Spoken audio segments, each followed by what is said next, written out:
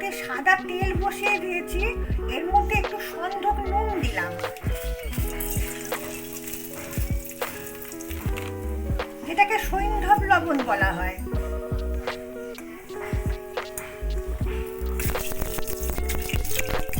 এবারে আমি এতে একটু রসুন বাটা দিলাম,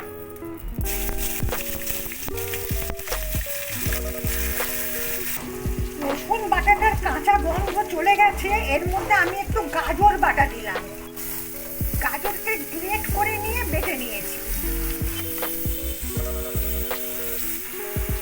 এক বাটি গাজর বাটা দিয়েছিলাম, সেই বাটিরই এক বাটা টমেটো সেদ্ধ বাটা দিলাম। এতে স্বাদ মতো কাঁচা লঙ্কা বাটা দিলাম। এতে আমি একটু সন্ধক নুন বাটা দিলাম, মানে সৈন্ধব লবণ দিলাম, আর একটু লাগবে তো সেই জন্য। তখন তেলে দিয়েছিলাম কেন, যাতে নাকি না ছেটে, ওই জন্য। এখন আবার একটু সৈন্ধব লবণ দিলাম।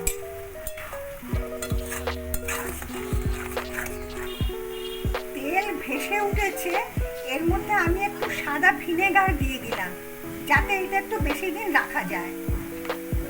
1 চামচের মতো সাদা ভিনেগার দিয়ে দিলাম। আমি রসুনের পরিমাণটা দিয়েছিলাম গাজরের 4 ভাগের 1 ভাগ। রসুন বাটাটা দিয়েছিলাম গাজর বাটার 4 ভাগের 1 ভাগ। রেসিপিটা রেডি হয়ে গেছে। আপনারা যেরকমভাবে টমেটো সস ট্রাই করেন, সেইভাবে এই সসটাও ট্রাই করে দেখবেন, খুব হেলদি। নমস্কার, আমার পাশে থাকবেন।